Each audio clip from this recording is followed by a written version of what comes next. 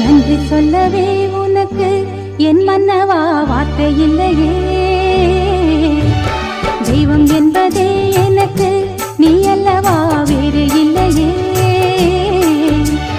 நாற்புறமும் அலைகள் அடிக்க நீ ஒரு தீவென தனித்திருக்க.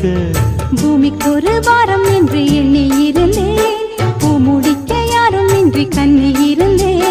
சொந்தமின்றி பந்தமின்றி நானும் இருந்தேன், பொட்டு ஒன்று தொட்டு வைத்து பூவை அடைந்தேன். நன்றி சொல்லவே உனக்கு என் மன்னவா வார்த்தை இல்லையே.